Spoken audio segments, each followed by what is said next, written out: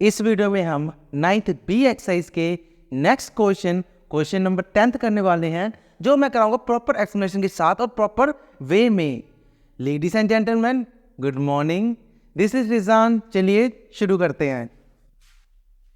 In the following diagram, लो जी diagram का मतलब क्या हुआ कि डायग्राम हमें गिवन है। लो जी, इन द फॉलोइंग डायग्राम, लो डायग्राम में गिवन है A P and B Q are equal and parallel. जो कहते हैं जो ए बी है और बी क्यू है, ये क्या है, एक इक्वल है और पैरेलल भी है टू ईच अदर, एक दूसरे के।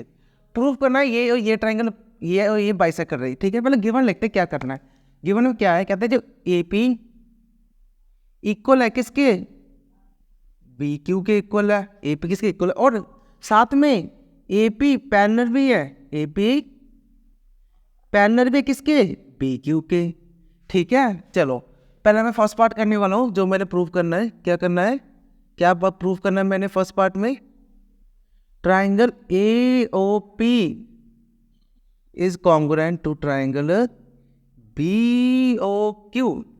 ए ओ पी कहाँ पर है, ये वाला ट्राइंगल और ये बी ओ क्यू, ये वाला ट्राइंगल, ये दोनों ट्राइंगल हमने प्रूफ एक कॉन्ग्रुएंट प्रूफ करना है। ठीक है, अब हम प्रूफ करते हैं।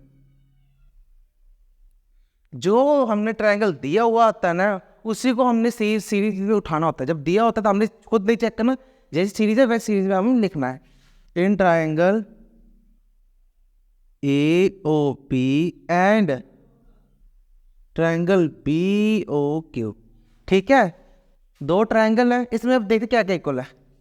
देखो ए पी और बी क्यू, तो ये दोनों क्या है, इक्वल में पहले दोनों था, हमने अभी भी किया था, तो लिख देता हूँ A P is equal to B Q. क्यों है हमें गिवन है, गिवन में सब लिखा हुआ है, हमने वैसे देखना है। अच्छा एक बात बताओ, जब भी दो लाइन क्रॉस करते हैं तो वो क्या करते हैं, वर्टिकली ऑपोजिट एंगल। तो एंगल 1 और एंगल 2 नाम दे दूं मैं, तो angle 1 is equal to angle 2 क्यों, vertically opposite angle, O double P पूरा लिख लेना स्पेलिंग। ठीक है, ये तो वर्टिकल ऑपोजिट एंगल।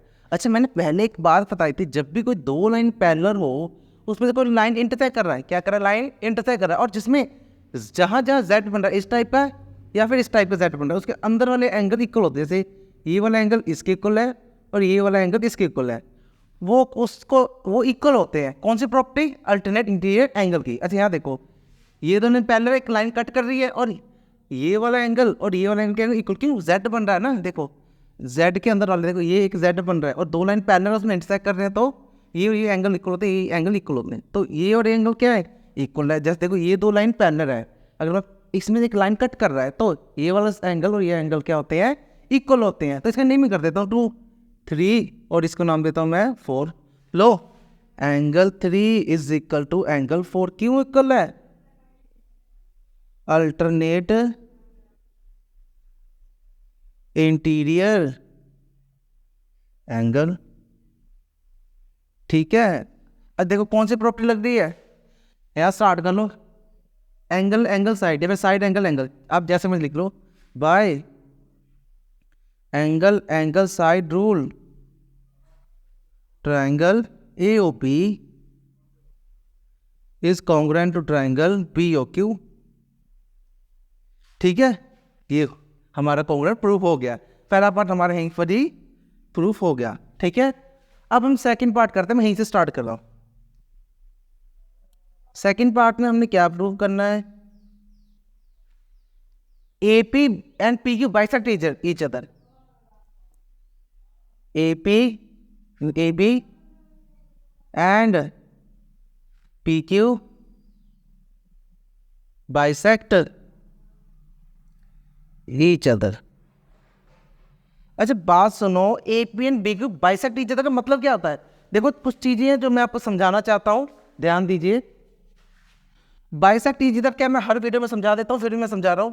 अगर कोई लाइन ऐसे कट कर रहा है कि ये साइड इसकी इक्वल हो जाए और ये साइड इसकी इक्वल हो जाए, बिल्कुल सेंटर से कट कर रहा है, तो ये दो लाइन क्या होते हैं, बाइसेक्ट ईच अदर होता है कि बिल्कुल सेंटर से कट कर रहा है, ये भी आपस में इक्वल हो गए, ये भी आपस में इक्वल हो गए।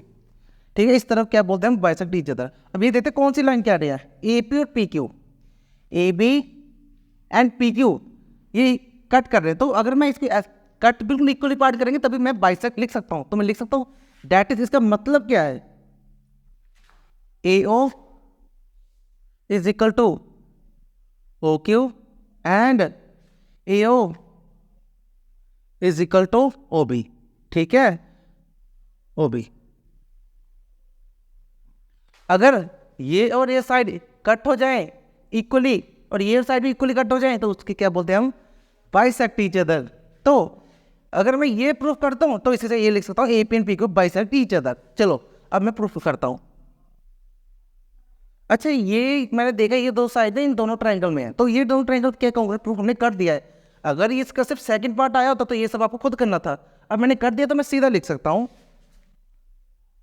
यहां पर कर देता हूं, रुको यहीं पर कर, चलो triangle AOP is congruent to triangle BOQ। ठीक है, ये हमने प्रूव कर चुका, प्रूव्ड इन फर्स्ट पार्ट कि मैंने फर्स्ट पार्ट में कैसे प्रूव कर दिया है। ये तो आपको पूरा प्रॉपर सॉल्व करना था। तो मैंने क्या देखा, जो AO है फर्स्ट सेकंड OB के इक्वल है, हाँ ये पहले तो, ये पहले तो, हाँ AO ये पहले तो, सॉरी AO नहीं, हाँ AO OB PO, देखो AO OB, ठीक है, PO OQ, ये मैंने दोनों यहाँ पर PO आना था, ध्यान देना PO।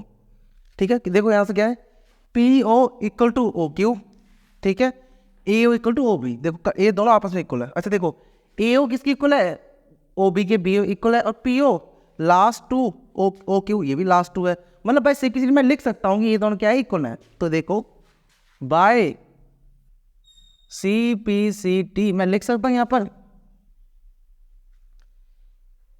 AO, सॉरी पहले PO लिखता हूँ, PO is equal to OQ and AO is equal to OB। ठीक है, देखो मैं बाय सिंपलिसिटी में ये AO इक्वल टू OB लिख दिया और PO is equal to OQ लिख दिया। तो अगर ये तो इक्वल प्रूफ हो गए तो मैं लिख सकता हूँ that is AB and PQ and PQ bisect each other.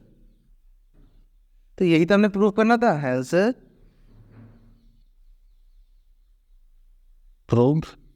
लो बिल्कुल इजी है, इतना तो सम था, बिल्कुल इजी का इजी, आपको समझ आ जाएगा। अगर कोई भी प्रॉब्लम है तो मुझे पूछना। अगर देखो क्या होता है, मुझे ना आपकी राय, अपने व्यू की बहुत जरूरत है कि आपको ये समझ आया कि नहीं आया। अगर आ गया तो ठीक है, वैसे आ ही जाएगा, नहीं आया तो फिर मुझे ना एक जजमेंट से हो जाए कि आपको समझ आ रहा है कि नहीं आ रहा। तो मुझे अपने व्यू जरूर लिखना कमेंट बॉक्स में। और इस पूरे चैप्टर की जो प्लेलिस्ट है प्रॉपर, इसमें सभी की वीडियो सीरीज में side line to line, line by सभी एक साथ मिल जाएंगे, कहीं इधर उधर जाने की जरूरत नहीं है, वो प्रॉपर यहाँ पर प्लेलिस्ट में आपको मिल जाएंगे इसी चैप्टर के। तो चलिए हम मिलते हैं अगले वीडियो में।